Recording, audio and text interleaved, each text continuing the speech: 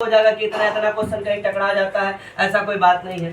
तो आप देख सकते हैं, है ना, ये रहा हमारा कल का क्वेश्चन, ठीक है। और ये हमारा रहा, है ना, जब हम लास्ट में बच्चों को क्वेश्चन देते हैं तो वहां टिक कराते, देख लीजिए यहाँ पर आप देख सकते हैं, बिल्कुल देख लीजिए, है ना, मानव भूगोल, यहाँ देख लीजिए मानव भूगोल, ठीक है ना, इस प्रकार से। उसके बाद संभववाद दिखाइए, इसमें क्वेश्चन दिखाइए, कहाँ संभववाद दिखाइए, संभववाद देख लीजिए, देख रहे हैं आप अपने नजरों से देख लीजिए, संभववाद, है ना, यहाँ मिला संभववाद। चलिए आगे बढ़ते हैं। उसके बाद देखिए अगला क्वेश्चन क्या है आपका, है ना, जनसंख्या वितरण से प्रभावित करने वाले कौन कौन से कारक हैं, है ना, दिखाइए जनसंख्या वितरण को प्रभावित करने वाले कौन कौन से कारक हैं, दिखाइए, देख लिए।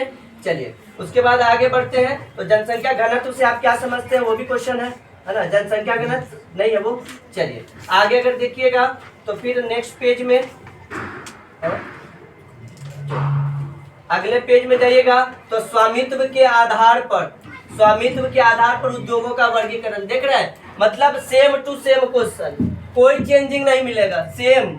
आ गया समझ में? तो ये उन लोगों के लिए भी सीख है ना, जो मतलब अभी एग्जाम देने वाले 10 दिन के बाद, उनको चूंकि हम देख रहे हैं इसमें बहुत सारे ऐसे बच्चा है, उनको लगता है कि भाई नंबर आया नहीं है, मतलब हमारा क्वेश्चन आ रहा है कैसे हो जाएगा।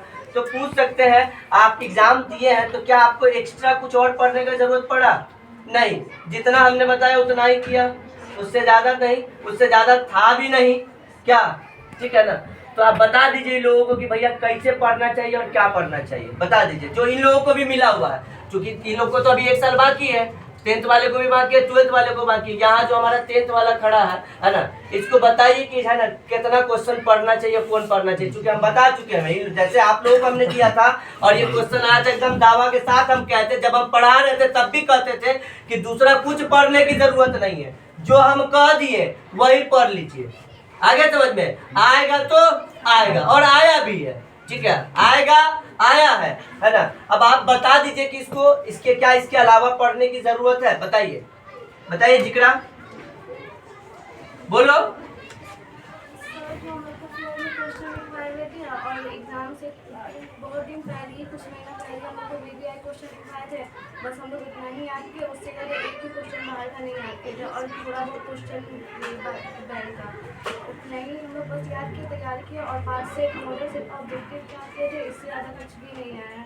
जो सर दिए पूरा क्वेश्चन टकरा गया था, ऑब्जेक्टिव पूरा सेम टू सेम वही आया था, ठीक है। तो ये आप लोगों के लिए सीख है, बात समझ में आ गया? हाँ, तो अभी भी 10th वाला तकरीबन हमको आज लग रहा है कितना तारीख है, 6 तारीख है, बात समझ में? तो 6 तारीख है ना, यानी कि अभी भी 10 दिन बाकी है। तो जो क्वेश्चन जैसे इन लोगों को मिला है, देख रहे हैं, ये सब बाद वाला है, जो हम पढ़ाते हैं तो फेयर अलग करवाते हैं, तो अलग से लोग लिखता है, अभी नहीं लिखी तो उसी में टिक लगा ली, VVI इसको क्वेश्चन मिला उसी में टिक लगा ली, देख लीजिए यहाँ मुड़ा हुआ है ना, कृषि, है ना, भूमि निम्नीकरण है, जीवन निर्वाह कृषि है, ये सारा का सारा क्वेश्चन आपका एग्जाम में आया हुआ है, बात समझ में आ गया? तो उसी प्रकार से बाकी अभी 10 दिन है, तुम लोगों के पास भी है, जिसके पास आंसर नहीं है वो अपना ले करके इधर उधर से या मेरे सामने संपर्क करके उसको कंप्लीट कर लीजिए, उतना कर लीजिए, उससे बाहर आने की जरूरत नहीं है। हम ही नहीं करें कि एकदम 100 में 100 को टकरा जाता है, लेकिन जितना टकराता है ना, जितना आपको लिखना है, अगर 15 क्वेश्चन लिखना है तो आपके पास 20 क्वेश्चन रहता है, आप 5 छोड़ दीजिए, 25 क्वेश्चन रहता है, 20 छोड़ दीजिए, है ना, आ गया समझ में? चलिए ठीक है, छोड़े इन लोगों को।